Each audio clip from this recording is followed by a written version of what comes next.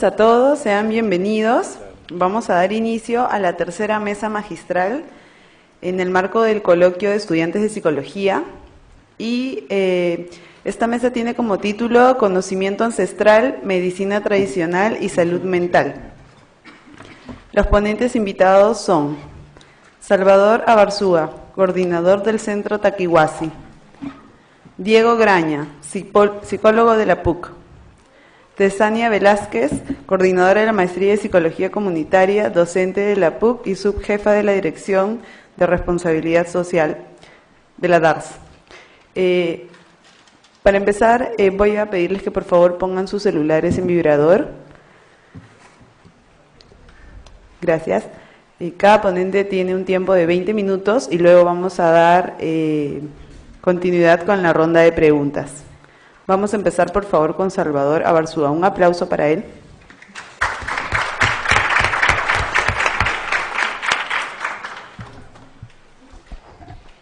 ¿Aló?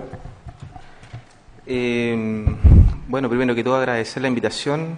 Mi nombre es Salvador, soy psicólogo. Estoy como coordinador terapéutico del equipo terapéutico de Taquihuasi. Hemos recibido esta invitación hace un tiempo atrás y hemos venido con mucho agrado, ¿no? Como una forma de promover el trabajo de Taquihuasi acá en Lima, en especial entre los colegas que están en formación, como una forma de propiciar también y de dar cuenta del trabajo que está haciendo en la selva, ¿no? Antes de entrar un poco en el eje, que es lo que más le importa a los futuros profesionales, voy a historizar un poquito cómo surge Taquihuasi, de dónde viene, cómo emerge este proyecto, ¿no? Y para ello he traído un poco de respaldo visual, de fotografía e imágenes que hablan más que las palabras muchas veces, ¿no? Entonces yo tuve la posibilidad de conocer a Diego cuando llegué acá al Perú. Vine de cierta forma a reemplazar el trabajo que estaba haciendo con otro equipo de profesionales, ¿no? Y bueno, sería bueno que tú también puedes complementar algunas cosas que yo pueda decir acá, ¿no?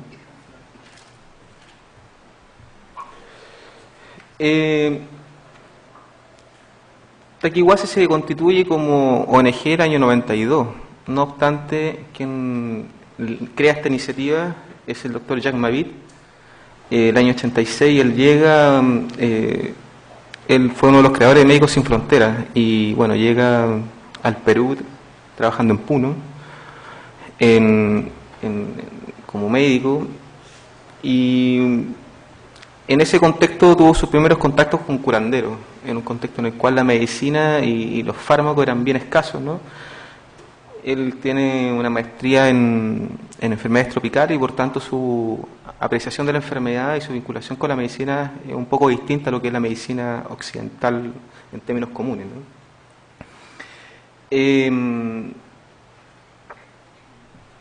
Entonces, bueno, Jack, esto yo lo he escuchado de él en varias oportunidades, voy a tratar de sintetizar un poco la historia de él, ¿no? Él empieza a dar cuenta de que dentro de su consulta llegan muchos enfermos los cuales no tienen dónde darle tratamiento médico por la falta de medicación, y de un tiempo a la fecha las personas empiezan a llegar tratadas bajo tratamientos no convencionales, de lo que es la medicina tradicional, de las plantas en específico.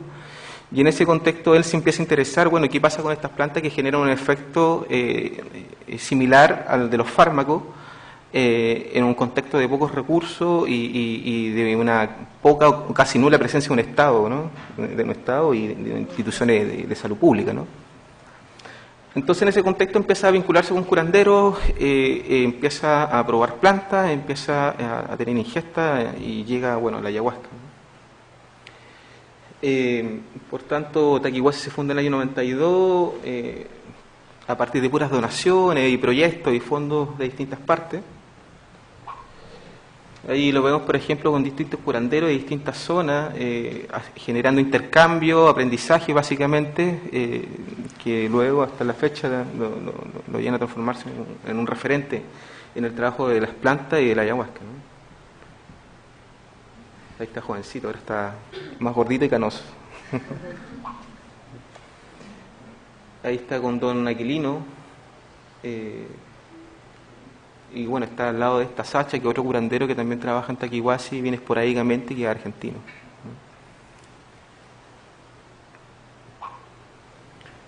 Huito Tangoa, Luis Cultón, Ignacio Pérez, don Ignacio Pérez, que son distintos curanderos que han pasado por Taquihuasi y que han sido personas que han ido a entregar su conocimiento y aprender también de otros curanderos que han pasado por ahí.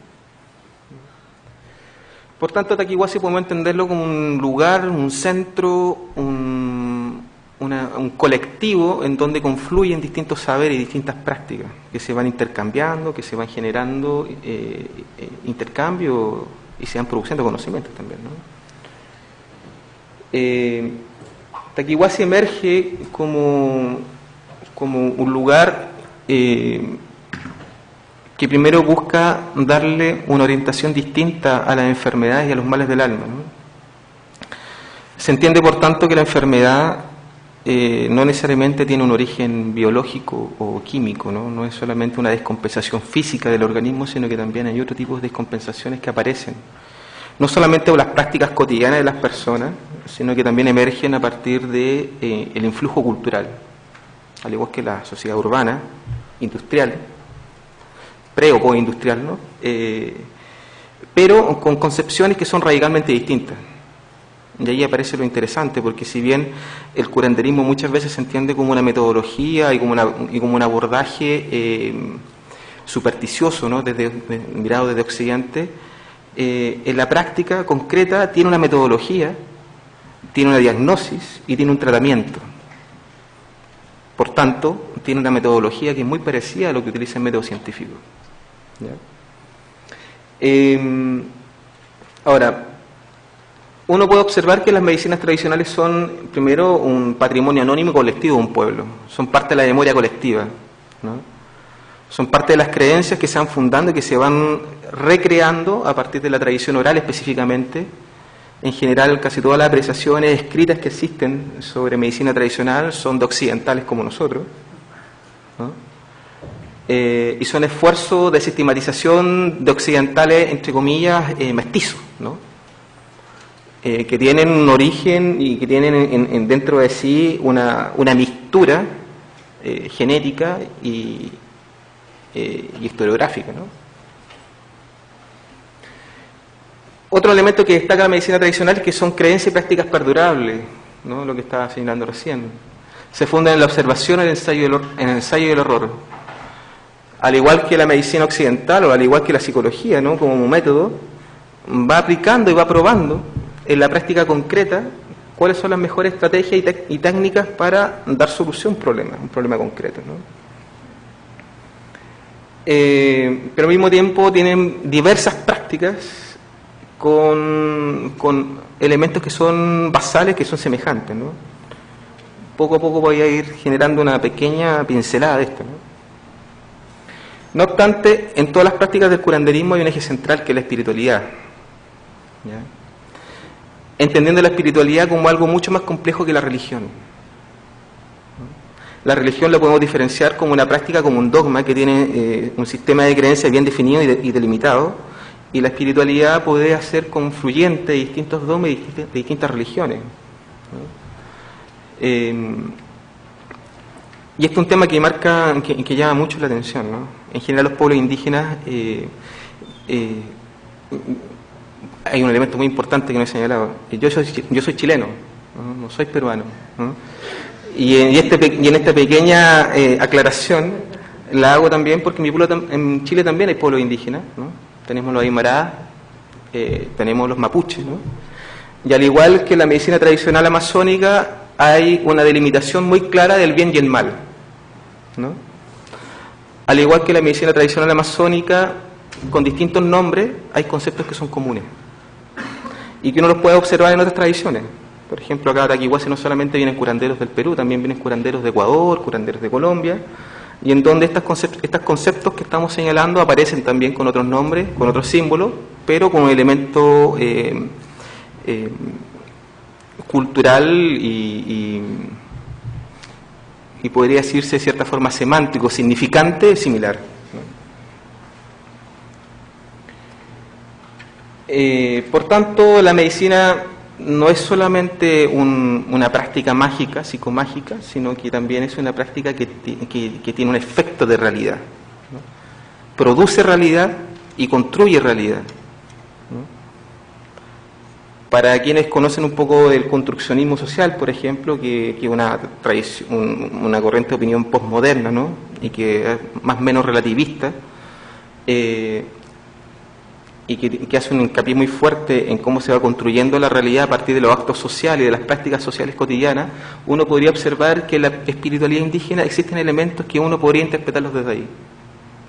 No obstante, con una tradición que es muy antigua.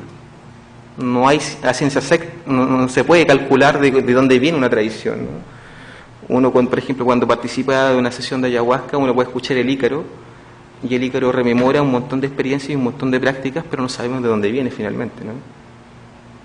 No tiene un origen concreto, definido.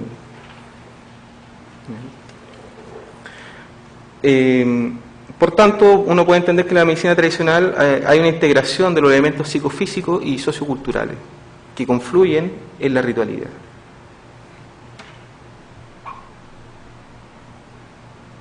Algunos sustratos ideológicos que dan cuenta de esto tienen que ver con el proceso de muerte y renacimiento. La muerte no es solamente la muerte física, puede ser la muerte psicológica también. Y esa muerte psicológica se vivencia como la muerte del ego. Y el proceso de renacimiento no tiene que ver solamente con nacer, sino que tiene que ver con la posibilidad de cambiar el rumbo o recuperar el camino, ¿no? Volver al camino del corazón, por así decirlo, más que al camino de la cabeza, de la intelectualidad, de la racionalidad. Por tanto, desde este sustrato ideológico uno puede ver que, por ejemplo, el cuerpo es el escenario del conflicto entre el bien y el mal, entre el placer hedonista, ¿no? Y culpógeno muchas veces, y la posibilidad de florecer, la posibilidad de cambiar la propia realidad y la realidad de los demás, ¿no? Trascender en la experiencia, darle sentido a la existencia, ¿ya? Otro elemento importante es que hay variables que tienen que ver con la higiene y la alimentación, y la higiene no solamente entendida como la higiene física, ¿no? Sino que también entendida como higiene psicofísica, ¿no? Veremos más adelante la purga, por ejemplo, como elemento de botar, de limpiar, ¿no?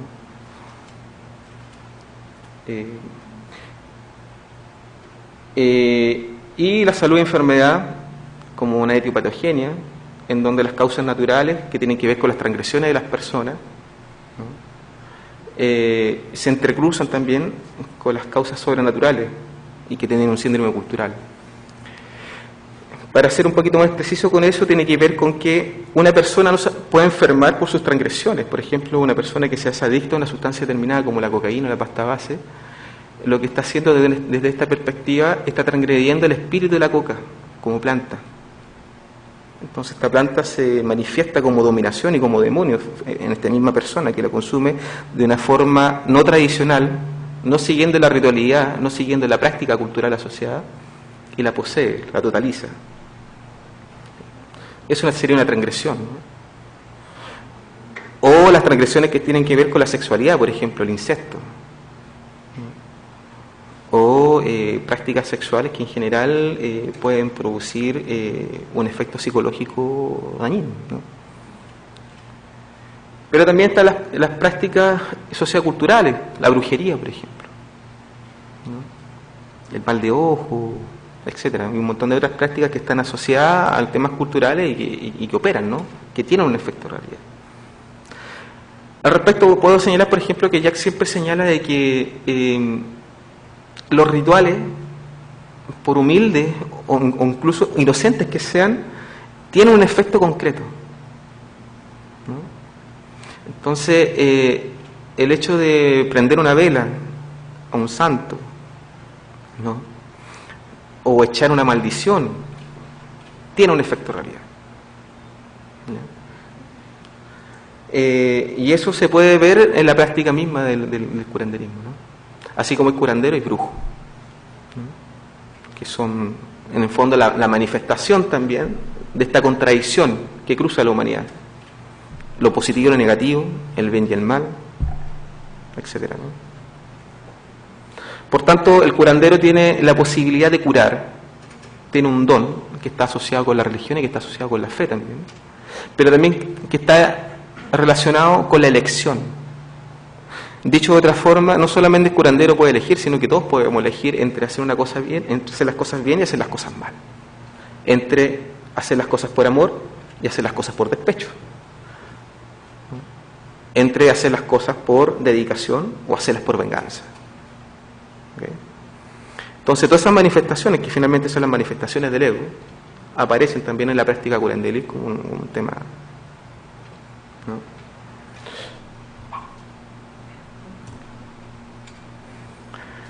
En este contexto, ¿cómo entendemos nosotros como institución la adicción a las drogas?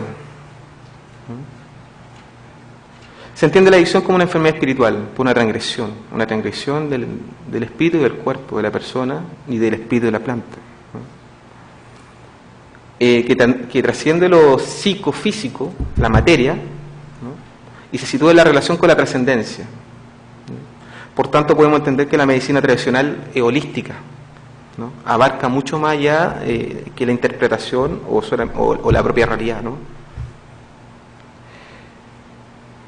Por otro lado, también se entiende que la adicción es un proceso de búsqueda incipiente, ¿no? Y ahí podemos entender de que las personas que tienen un uso abusivo de sustancia o un uso experimental de sustancia también, está buscando algo. No es solamente la experiencia sensorial de tener un estado modificado de conciencia. Hay otro elemento a la base. Hay dolores, hay tensión, hay conflictos que se manifiestan, ¿no? y se expresan a partir del consumo de sustancias. Por tanto, uno podría entender que el consumo de sustancias es una forma de automedicación inconsciente. ¿Ya? Así como cuando le duele la cabeza, va y abre botiquín y saca una aspirina. ¿Ya? Cuando se deprime y tiene pena, va y se fuma un porro, ¿no? O cuando está aburrido de la rutina, qué sé yo. Entonces, de cierta forma, el consumo de sustancia tiene que ver con esto, ¿no? Tiene que ver con una búsqueda, con una necesidad de buscar, y en donde la persona muchas veces accede a ese conocimiento a partir de los estados modificados de conciencia que genera la adicción, de una forma no protegida, no guiada, no acompañada. Al respecto a la medicina tradicional, lo que hace es utilizar los estados modificados de conciencia para facilitar los procesos de autoconocimiento. ¿Ya? Las plantas son medicina, pero son medicina cuando lo usamos en una práctica ritual. ¿Ya? Si nosotros usamos la planta de una forma no ritual, lo que estamos transgrediendo la planta nuevamente y pierde las características curativas. ¿Ya? Y esto porque detrás de esta lectura existe la concepción de que hay una memoria celular y una impregnación por la sustancia que requiere ser limpiada en la persona. Ya. ¿Tan rápido pasa el tiempo? Voy más rápido entonces. Por tanto, el tratamiento en Takiwasi no es un tratamiento de reducción de daño o de sustitución de sustancia. ¿Ya? Para hacer un resumen del tratamiento, podríamos decir de que el tratamiento dura entre 9 y 12 meses. Las personas que llegan a Takiwasi como pacientes o usuarios son personas que en general llegan por voluntad propia. O sea, hay un filtro muy fuerte ahí que nosotros aplicamos en quien llega a Takiwasi, porque es muy importante la motivación al cambio. Si la persona no tiene una motivación basal para hacer un tratamiento que es bien complejo en general, ¿no? Como el tratamiento de Takiwasi por las plantas, las purgas, todo lo que implica, la verdad es que no dura. Entonces ahí nosotros tenemos un filtro de selección de la gente, ¿no? Que nos permita tener una persona que esté totalmente convencida de lo que va a hacer. Y bueno, como en todo tratamiento terapéutico hay normativas, ¿no? Takiwasi trabaja con las puertas abiertas, cualquier persona podría irse en cualquier momento, pero no obstante nosotros le pedimos que esté dentro hasta que tenga la autorización de salir, ¿no? Que en el proceso de reinserción en general. La violencia como práctica está totalmente penalizada, ¿no? la sanción frente a eso es la expulsión del tratamiento, ¿no? Por un elemento muy simple, si no hay respeto es muy difícil trabajar. Entonces el respeto es una práctica esencial, básica. Bueno, no se consume ningún tipo de sustancia, salvo la ayahuasca y las plantas, ¿no? Por tanto las personas no pueden fumar dentro, ¿no? Y los objetivos tienen que ver con conocer y encontrar la solución a la problemática personal y la relación con la sustancia. Resocializar, reintegrar a la sociedad y reencontrarse con lo trascendente, incorporándolo dentro de un nuevo estilo de vida. En general la gente llega a Taquihuasi con experiencias previas muy complejas, ¿no? Con mucho narcisismo, pero también con mucha herida, ¿no? Y en este proceso de tratamiento las personas aprenden a vivir desde lo simple, ¿ya? Los pajaritos me siguen.